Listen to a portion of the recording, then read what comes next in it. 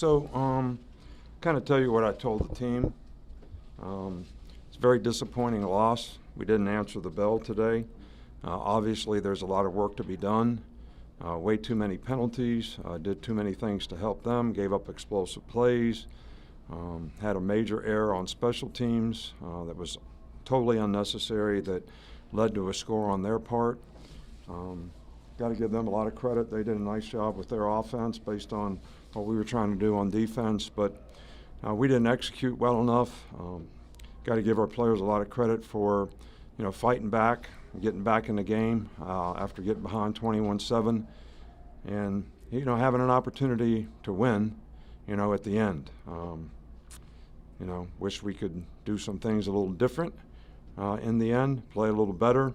Played way too soft at the end to let them go down the field 50 yards to get in field goal range. I think that the big thing that our players need to do is learn, from this experience.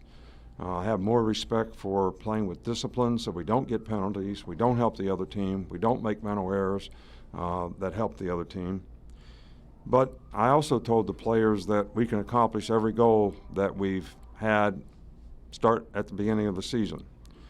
There's no room for error in the West. If we went out in the West, we can win the West and, still have a chance to go to the SEC championship game.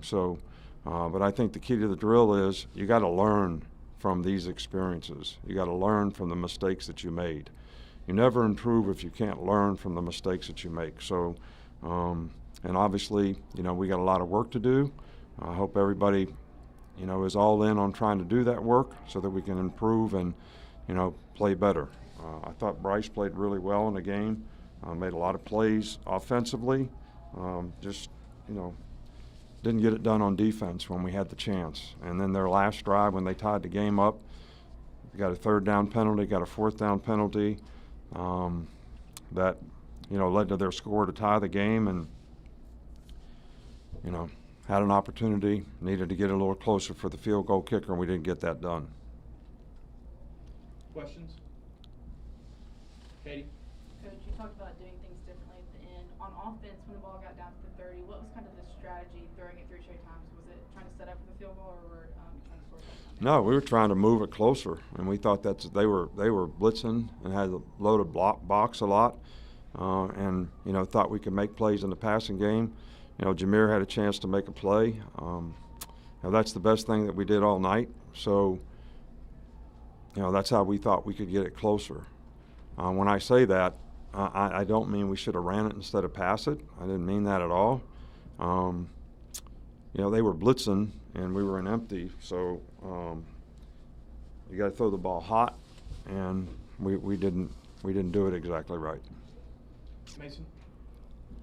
Coach, the Tennessee offense was moving really fast in the first half, but the defense did respond with 3 consecutive stops. How do you think the defense responded to the no-huddle offense by Tennessee? Yeah, well, I don't think the no-huddle offense was the issue for us. I think it was covering their receivers and allowing way too many big plays. They created a lot of mismatches. We were trying to play nickel, so they were trying to get their best receivers on our safeties. And, they did it a couple times, and we gave up big plays. We started dropping 8 guys. That helped us in the second quarter. We did the same thing in the third quarter. We played some dime, so we'd have better matchups against them. So we made some good adjustments in the game, but just gave up too many big plays. I mean, even in the second half, they scored on big plays. In the back? Earlier in the week, you talked about consistency. What's the biggest thing that you want to see change in order to achieve that? Well, I think you can't have consistency unless you have discipline and execution, and I mentioned that earlier.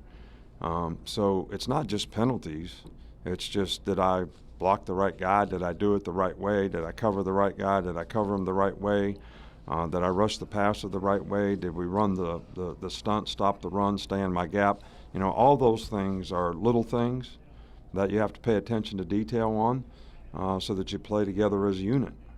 And, we'll watch the film, but obviously when you give up 49 points, there's things that we need to do much, much better on defense.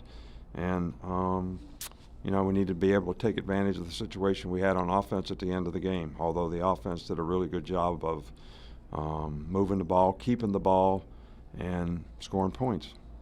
Questions? Carrie? Coach, we always hear that elusive word momentum. In a game like this with the crowd noise and you see that speed on their offense just continually to drive the ball down the field, how much does that play a part in this and how do you counter that? Well, I don't think I thought the offense handled the crowd noise extremely well.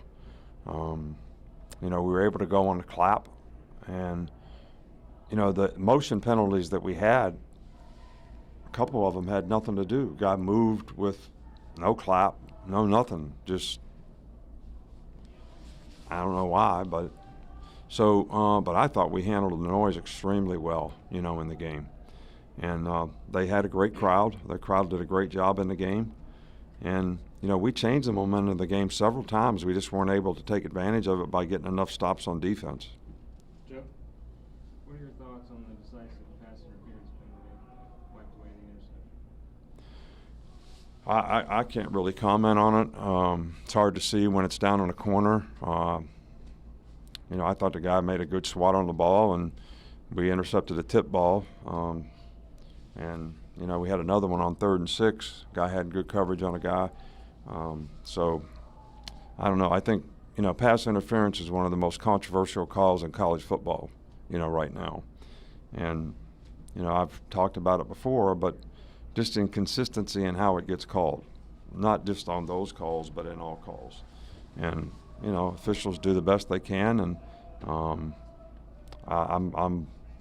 not making any negative comments about what they called. Finish up here with Kate.